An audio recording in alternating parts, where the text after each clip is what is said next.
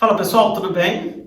Esse é o segundo vídeo da série sobre dicas de leituras de ensaios controlados e aleatorizados.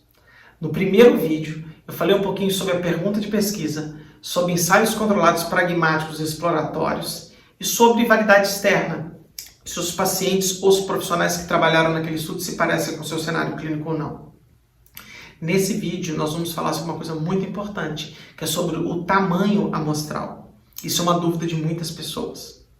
A primeira pergunta que eu faço para vocês é o seguinte: você trataria a pessoa que você mais ama na sua vida num estudo que investigou apenas 20 pessoas? 2 grupos de 10, por exemplo? Provavelmente você vai ter muita incerteza se você vai desejar um tratamento que foi testado em uma pequena amostra. E é exatamente isso que você tem que ver. Quanto menor o número de sujeitos testados no estudo, maior é a sua incerteza ao redor da estimativa do efeito.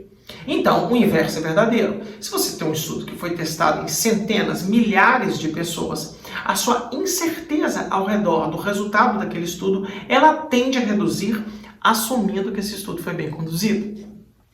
Então, fiquem muito atentos nos tamanhos amostrais.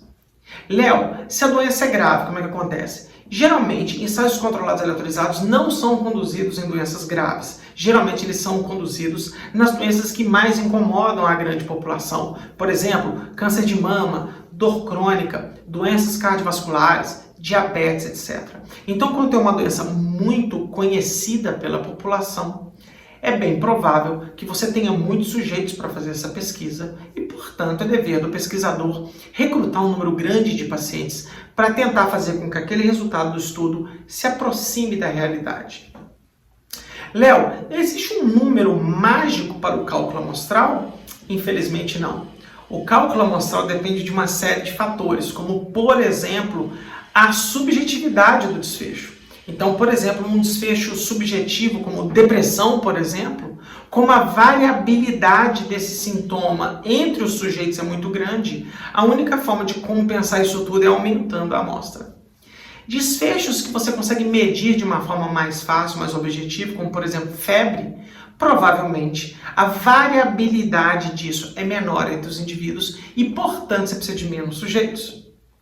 E é por isso, por exemplo, que estudos com modelos animais, você precisa de menos sujeitos. Porque a variabilidade entre os ratinhos, entre os cachorrinhos, entre os coelhinhos, ele é menor, porque às vezes até geneticamente eles são muito parecidos.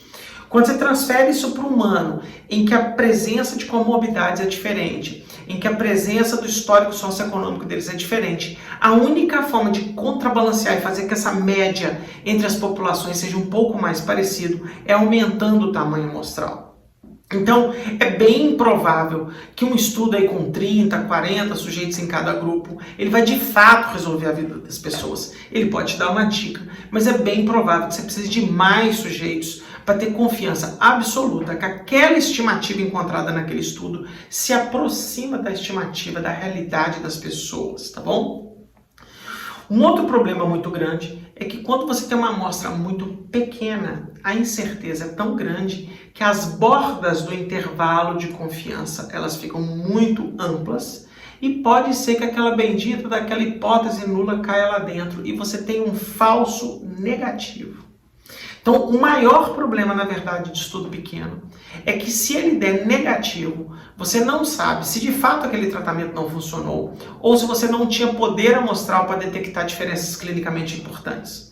Logo, estudos pequenos, em muitos casos, são considerados por pesquisadores como até um desvio ético, porque, na verdade, você vai ter tanta incerteza na conclusão daquele estudo que você não tem certeza se ele é um problema estatístico de falta de poder ou se de fato o tratamento não funciona. Portanto, pessoal, valorizem estudos com grande contingente amostral, tá?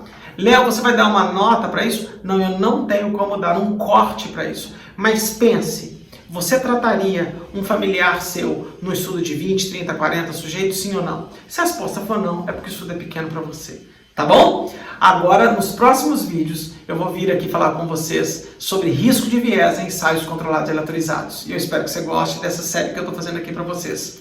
Aproveitem, siga esse canal, ative as notificações e fique aqui comigo que tem muita novidade aqui no canal do YouTube, tá bom? Super abraço e até o próximo vídeo.